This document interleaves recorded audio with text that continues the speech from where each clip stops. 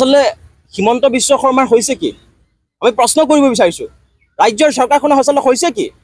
ছাত্ৰ ছাত্ৰীসকলক পণবন্দী কৰি ৰাজ্যৰ বিদ্যালয়সমূহত বিজেপি চৰকাৰখনে অৰুণোদয় 3.0 আঁচনিৰ প্ৰচাৰস্থলীলৈ পৰিণত কৰি শিক্ষাৰ্থীক পণবন্দী কৰি আসলে তেওঁলোকে কি বুজাব বিচাৰিছে তেওঁলোকৰ অৰুণোদয় আঁচনিৰ প্ৰচাৰস্থলী হিচাপে প্ৰচাৰ কৰিবৰ কাৰণে পৰিণত কৰিবৰ কাৰণে আনকি ৰাজহুৱা স্থান নাছিল পঞ্চায়ত কাৰ্যালয়বিলাক নাছিল ছাত্ৰ ছাত্ৰীসকলৰ শৈক্ষিক কাম বন্ধ কৰি শিক্ষকসকলক অনাশৈক্ষিক কামক নিয়োগ কৰি আসলতে অসমৰ শিক্ষা খণ্ডটোক আসলে হিমন্ত বিশ্ব শৰ্মা চৰকাৰ কি কৰিব বিচাৰিছে আমি প্ৰশ্ন কৰিব বিচাৰিছোঁ আপোনালোকে স্মৰণ কৰক যে ৰাজ্যৰ বিদ্যালয়সমূহত এতিয়া ছমহীয়া পৰীক্ষা হৈ আছে আজি আমাৰ গোলাঘাট জিলাৰ প্ৰত্যেকখন বিদ্যালয়ত ছমহীয়া পৰীক্ষাৰ বাবে পূৰ্বৰ ৰুটিন আছিল কিন্তু কেৱল অৰুণোদয় 3.0 আঁচনিৰ প্ৰচাৰৰ কাৰণে তেওঁলোকে পৰীক্ষাসমূহ পিছুৱাই দিছে মানে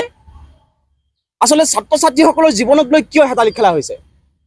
কেৱল অৰুণোদয় 3.0 আঁচনি প্ৰচাৰৰ কাৰণে কিয় বিদ্যালয়সমূহ বাছি লোৱা হ'ল কিয় ছাত্ৰ ছাত্ৰীসকলক লৈ হেতালি খেলা হ'ল আন ৰাজহুৱা স্থান নাছিল নেকি আমি প্ৰশ্ন কৰিব বিচাৰিছোঁ জিলা প্ৰশাসন আৰু চৰকাৰক পঞ্চায়ত কাৰ্যালয় আছিল অন্যান্য ৰাজহুৱা নাটঘৰ আছিল সেইবিলাকৰ প্ৰদৰ্শন কৰিব লাগিছিল কিন্তু ছাত্ৰ ছাত্ৰীসকলক এটা দিনৰ শিক্ষাৰ দিন ক্ষতি কৰি শিক্ষকসকলক অনাশৈক্ষিক কামত নিয়োগ কৰি চৰকাৰখনে এই কামটো কোনো ভাল কাম কৰা নাই আমি কৈছোঁ যে আসলতে হিমন্ত বিশ্ব শৰ্মা চৰকাৰ আসলতে মতিভ্ৰম হৈছে নহ'লে এনেধৰণে বিদ্যালয়বিলাকত ছাত্ৰ ছাত্ৰীসকলক ক্লাছ ক্ষতি কৰি এইধৰণে অৰুণোদয় 3.0 আঁচনি প্ৰচাৰ কৰা কোনো কাৰ্য কোনো মানুহে আসলে অদ্ভুত এইটো আজি পেপাৰতে আপোনালোকে চাওক শিক্ষাৰ্থীক পণবন্দী কৰি চৰকাৰৰ প্ৰশাসনৰ আত্মঘাতী নিৰ্দেশনাক লৈ সাংঘাতিক ব্যাপক প্ৰতিক্ৰিয়া হৈছে গতিকে আমি সেইকাৰণে গোটেই ঘটনাটোক আমি ধিক্কাৰ জনাইছোঁ আৰু আমাৰ চৰকাৰী শিক্ষাখণ্ডক এই ধৰণে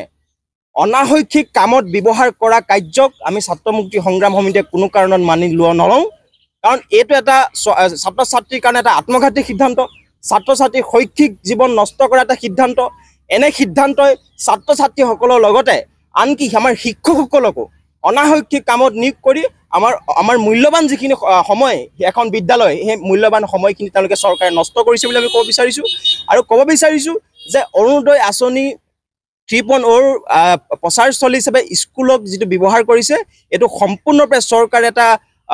ভুল সিদ্ধান্ত লৈছে আত্মঘাতী সিদ্ধান্ত লৈছে মানে চৰকাৰী বিদ্যালয়বিলাকত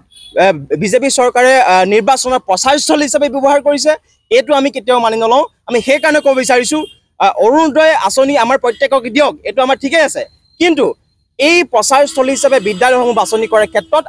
আমাৰ ডিমত আছে আমাৰ বিৰোধিতা আছে গতিকে চৰকাৰে যদি অৰুণোদয় আঁচনি প্ৰচাৰস্থলী হিচাপে কৰিব বিচাৰে তেন্তে ৰাজহুৱা স্থান নিৰ্বাচন কৰক এই ধৰণে বিদ্যালয়ত নিৰ্বাচন কৰি ছাত্ৰ ছাত্ৰীসকলৰ শৈক্ষিক সময় নষ্ট কৰি শিক্ষকসকলৰ অনাশৈক্ষিক কামত নিয়োগ কৰা কাৰ্যক আমি ছাত্ৰ মুক্তি সংগ্ৰাম সমিতিয়ে কোনো কাৰণত মানি নলওঁ সেইকাৰণে হিমন্ত বিশ্ব শৰ্মা আমি ক'ব বিচাৰিছোঁ কাৰণ সমগ্ৰ অসমবাসীয়ে এতিয়া জুবিন গাৰ্গৰ ন্যায় বিচাৰি আছে গতিকে জুবিন গাৰ্গৰ ন্যায় বিচৰাৰ সময়ত আচলতে হিমন্ত বিশ্ব শৰ্মা আচলতে মতিভ্ৰম হৈ এনেধৰণৰ আচলতে নকৰিবলগীয়া কাম কৰিছে বুলি নকৰিবলগীয়া সিদ্ধান্ত লৈছে বুলি আমি ছাত্ৰ মুক্তি সংগ্ৰাম সমিতিয়ে অভিহিত কৰিব বিচাৰিছোঁ আমাৰ আপত্তিটো নাই কিন্তু আন ৰাজহুৱা স্থান ব্যৱহাৰ কৰক আজি পঞ্চায়ত কাৰ্যালয় আছিল আমাৰ ব্লকৰ কাৰ্যালয় আছিল সেইবিলাকত আমাৰ চৰকাৰী আঁচনি কামবিলাক কৰক কিন্তু এইদৰে বিদ্যালয়বিলাক কিয় নিৰ্বাচন কৰিছে আজি আপুনি আমাৰ ছমহীয়া পৰীক্ষাৰ অসমীয়া বিষয় পৰীক্ষা আছিল পৰীক্ষা বাতিল কৰি এইদৰে বিদ্যালয়বিলাকত চৰকাৰী প্ৰগ্ৰেম লোৱাটো অতি গৰিহণাযোগ্য আমি সেইকাৰণে কৈছোঁ এই কাৰ্য কোনো সচেতন মানুহে কোনো বিবেক থকা মানুহে এই ধৰণৰ বিদ্যালয়বিলাকত আসলতে হিতাধিকাৰী আঁচনিৰ প্ৰচাৰস্থলী কৰিব এইটো মানি নলওঁ কাৰণ আমাৰ যুৱ প্ৰজন্মক স্বনিৰ্ভৰশীল কৰিবৰ কাৰণে পাঠদান দিব লাগে বিদ্যালয়বিলাকত কিদৰে আত্মনিৰ্ভৰশীল হ'ব লাগে নিজৰ ভৱিষ্যতৰ দিনত কিদৰে নিজৰ ভৰিৰ ওপৰত থিয় হৈ জীৱন জীয়াব পাৰে আমাৰ নতুন প্ৰজন্মই এই চিন্তা চৰ্চা কৰিবৰ কাৰণে পাঠদান দিব লাগে কিন্তু কেৱল হিতাধিকাৰী হ'বৰ কাৰণে ছাত্ৰ ছাত্ৰীসকলক এইধৰণে পণবন্দী কৰাটো কোনো কাৰণত ছাত্ৰ মুক্তি সংগ্ৰাম সমিতি আমি মানি নলওঁ এই ধৰণৰ কাৰ্যক আমি ধিক্কাৰ জনাইছোঁ যোৱা 3 মাহে অসমৰ কোনো মানুহে অৰুণোদয় আঁচনি পইচা পোৱা নাই যোৱা মানে চৰকাৰ দেউলীয়া চৰকাৰ হাতত পইচা নাই চৰকাৰে হিমন্ত বিশ্ব শৰ্মা চৰকাৰে ঋণ নল'লে কোনো ধৰণৰ তেওঁলোকে আঁচনি